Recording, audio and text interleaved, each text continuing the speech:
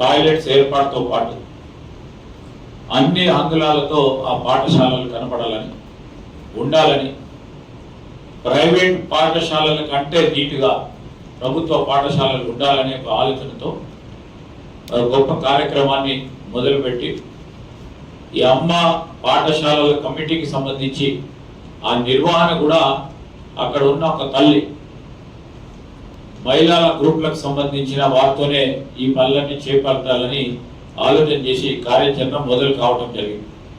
ఎన్నికల కంటే ముందే ఈ పాలసీ నిర్ణయం తీసుకోవటం వల్ల దానికి సంబంధించి ఎన్నికలు మొదలైన తర్వాత కార్యాచరణ మొదలై పూర్తి స్థాయిలో రేపు 12వ తారీఖు వరకు మెజారిటీ పాఠశాలలకు సంబంధించి ఇన్ఫ్రాస్ట్రక్చర్ ఇంకా మెరుగైన రీతిలో ఒక మార్పు చూపెట్టే కార్యక్రమం ఈ రాష్ట్ర ప్రజలకు, రాష్ట్ర విద్యార్థులకు చూపెడతామని మేము ఈ కేబినెట్ లో పెద్ద ఎత్తున చర్చ చేయడం జరిగింది. అదే పని మీద ఉన్నాం. కలెక్టర్లకు కూడా ప్రతిరోజు ఫీల్డ్ సందర్శించాలని చెప్పి మంత్రులు కానీ ముఖ్యమంత్రి గారు ఆదేశించడం జరిగింది. అందుకని నిన్న మొన్న ఏదో ధర్నాలకు పేరు డ్రామాలు చేసిండ్రు.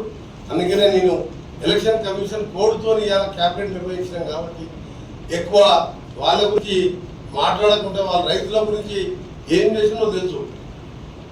1 లక్ష రూపాయలు రుణమాఫీ అంటేనే 6-8 విడతలు చేసినప్పుడు ఇవాళ మా ముఖ్యమంత్రి మేము ఆగస్టు 15వ తారీఖు లోపు రుణమాఫీ కూడా చేయబోతున్నాం. తప్పకుండా ఈ ప్రభుత్వం ఒక ఆలోచన ఒకటే ఎగ్జాంపుల్ చెప్పి ముగిస్తాను. రైతులను ఆదుకోవాలన్నది ఈ ప్రభుత్వం యొక్క ముఖ్య ఉద్దేశము. సార్ వడ్లకు సంబంధించి మేము మేనిఫెస్టోలో ఒడ్లు కొంటామని చెప్పారు, కానీ సన్న ఓట్లు దొడ్డు ఓట్లు అనే విషయాన్ని స్పష్టంగా చెప్పారు. కానీ ఇప్పుడు సన్న ఓట్లకే ఇస్తామంటే దొడ్డు ఓట్లు సంబంధించి వాళ్ళు రైతులకి ఏం చేస్తారు? గత ప్రభుత్వం చేసినట్టు తప్పుల మీద తప్పులు చేసుకునే ఉద్దేశం ఈ ఇందిరమ్మ ప్రభుత్వంలో లేదు. తప్పకుండా ఇచ్చిన మాట నెరవేర్చేది ఇందిరమ్మ ప్రభుత్వం యొక్క లక్ష్యం. విడతల వారిగా అన్ని చేసి చూపిస్తుంది ఈ ప్రభుత్వం. సార్ వచ్చే పంటకు సంబంధించినందుకు రైతు భరోసా ఎప్పుడు సార్? రైతు భరోసా సార్, రైతు భరోసా పైన రైతులందరూ కూడా ఎదురు చూస్తారు. వచ్చే పంటకి ప్రభుత్వం ఎప్పుడు ఇస్తున్నారు? 10,000 బదులు